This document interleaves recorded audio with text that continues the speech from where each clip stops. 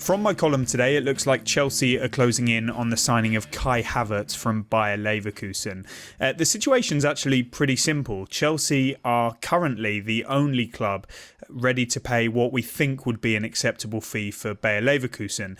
That's around about 80 million euros after add-ons. So that could take the form of 65 plus 15, 70 plus 10 or something in that sort of ballpark. My understanding is that personal terms are all but agreed, and that means that the salary is done and dusted, and it's just some small details and clauses that would still need to be ironed out. There would be no problem around that. The 21-year-old attacker is keen to move to Stamford Bridge after holding some talks with Frank Lampard. It was described to me as always being his dream to represent Real Madrid, but we know that these things don't always work out how you plan.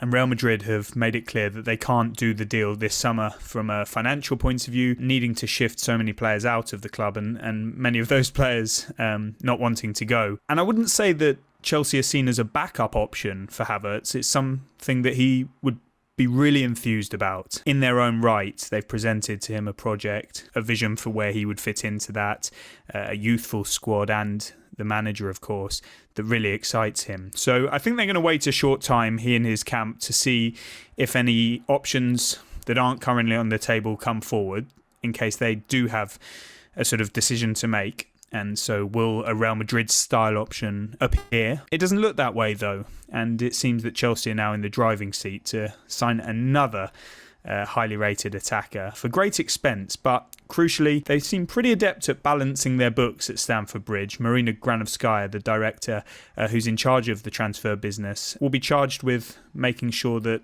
Chelsea continue to comply with financial fair play, even though those rules have been relaxed. They don't want to rely on the wealth of Roman Abramovich solely. They want to run a more sustainable model.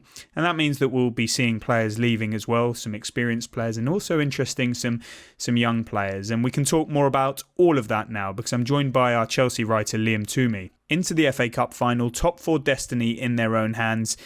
Ziyech and Werner already on board, pole position to get Havertz. Liam, things are looking pretty good at Chelsea.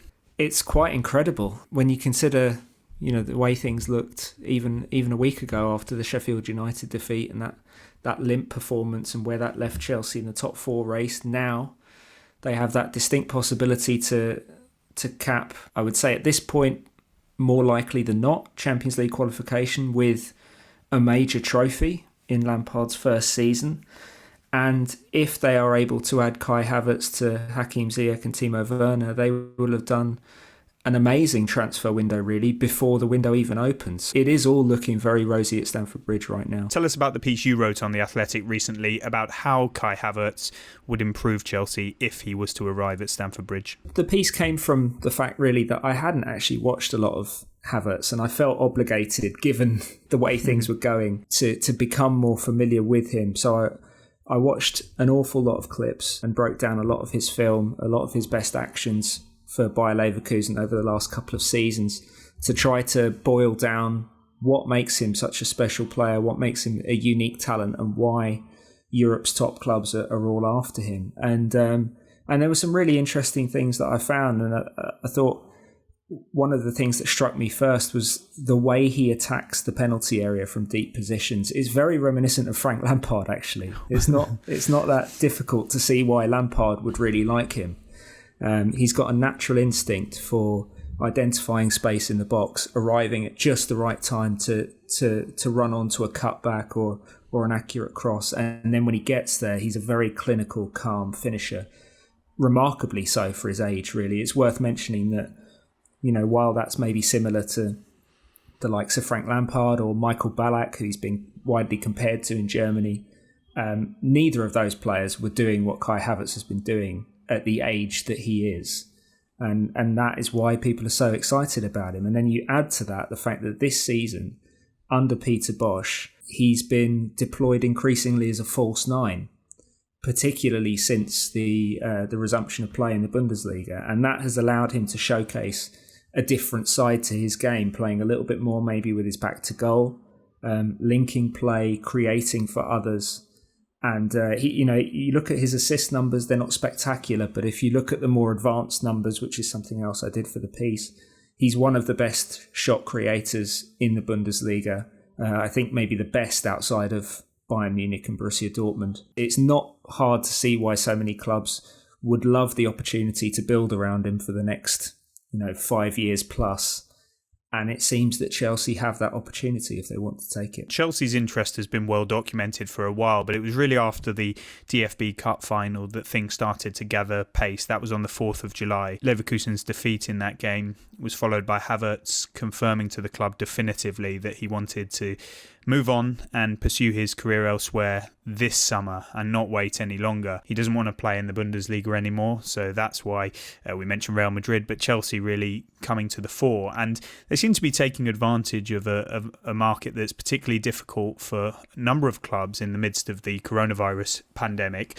So when you look at the situation we've already discussed at Real Madrid, then you see Bayern Munich, who were also keen, but were suggesting a sort of smaller down payment this summer and more to follow further down the line. Bayer Leverkusen said, okay, but we will keep him for the next season, and Havertz doesn't want that. So that's not an option. Manchester United held some conversations and expressed some interest, but they've got a congested sort of lineup in the centre of the pitch. Meanwhile, the focus of their recruitment this summer is a right-sided player. We know the first choice candidate is Jadon Sancho, and if they are to complete that deal, it will cost them a huge amount of money that then wouldn't leave much left over, and certainly not the level of finance required to get Kai Havertz from Leverkusen. I was told the likes of Manchester City are not in for him. Maybe he's not quite the style that Pep Guardiola is looking for. I mean, you mentioned Ballack there. Others have mentioned the Zidane style mould when they've talked to me about Havertz. So when I talk to people around Chelsea on this, fans especially, and reporters like you who cover them closely, I try and figure out where he would fit into the team. And I presume it would sort of a door would be opened up by departures for players. And that's what I really want to talk to you about now. Where would he fit into the team and who might have to leave to make space for him? Yeah, that's the really intriguing element of all of this, I think. There will be departures this summer from Chelsea, and they certainly need to balance, if not the exact transfer spending, then certainly trim the wage bill a bit. But when you look at some of the attackers that Chelsea have, they're all of the age profile that are going to be part of Chelsea's plans for quite a long time. Likes of Tammy Abraham, Mason Mount, Christian Pulisic, Callum Hudson-Odoi, and of course Timo Werner coming in. Hakim Ziyech is going to be 27 by the time he plays his first Premier League game, but he's going to be around for a few years. So it's going to be congested with the players that Chelsea have next year. But I think they're taking the approach with Havertz that he's so good that if you can get a player of his calibre, you get him and worry about the rest later. It's somewhat similar to the attitude that they took in the summer of 2012 when they already had Juan Mata. They knew they were bringing in Oscar, but when the opportunity arose to sign Eden Hazard, then the best young player in Europe, as Kai Havertz can lay a claim to being now, they just went out and did the deal, and they didn't worry about how these three number 10s might all play together and how you might balance the team. They leave that up to the coach. That will be Lampard's task. If they can get a player of Havertz's calibre, then they can build everything around him and things over time will make a bit of sense. But Marina Granovskaya will be crunching the numbers and doing her calculations as we speak, I'm sure. She's done a fine job of balancing the books in recent times, and that will have to continue. It's my understanding that we could see some departures of younger players even potentially, and certainly we know about some more experienced players who could be on their way out this summer, Liam. Yeah, I think that's inevitable because Chelsea's squad is getting bigger. As I mentioned, the wage bill was already, I think, the third highest in the Premier League, and that will need to be trimmed. You've got certain players that aren't particularly central to Lampard's plans who are on big money. I'm thinking of players like Marcus Alonso. Danny Drinkwater is on six figures out on loan. I think selling him would be Marina Granovskaya's greatest achievement, probably. But it's going to be a tough task for Granovskaya because the early signs are that this transfer market is going to be a buyer's one. So that works for Chelsea in terms of getting the players they want, their top targets. But on the other side of this, it's going to be difficult to to find buyers of the level that they want, of the fees that they want for the players that Lampard no longer considers integral. And you look at someone like Jorginho, who has clearly fallen down the pecking order at Chelsea in recent weeks. I think Lampard would not stand in his way if there was an offer that came from a certain Italian manager at a certain Italian club for him this summer. But the problem is, do Juventus have the money for that deal? And the indications are that they don't. So I think that's just one of the challenges that Granovskaya will face. And we know she's very talented at maximising revenue from player sales, but she's going to be pressed on that this summer, I think. Yeah, space will also be made available by the departure of Pedro, and a very good chance that Willian will follow. There are suggestions that Kurt Zouma would like to leave the club. You mentioned Alonso. There's also Emerson behind him at left back too. So it could be a very interesting few months ahead. And I think in these calculations, Chelsea will also be looking to make profit from the sale of young players from their academy, which they've done in the recent past, and also some of the army of players who are out on loan. And it sort of brings me nicely on to the final question. In January, you wrote about how the huge wage bill you mentioned shows that Chelsea are not really sustainable without Champions League football. Now, with the relaxation of FFP rules, are we seeing a new push by Roman Abramovich to make Chelsea big spenders once again, or is it a more sort of sustainable model they are really adamant on driving towards? Well, I don't think we'll ever see the type of net spends that we saw from Chelsea in Abramovich's first couple of years of ownership. And partly because I don't think Abramovich sees the need for that, because Chelsea are building from a higher base these days.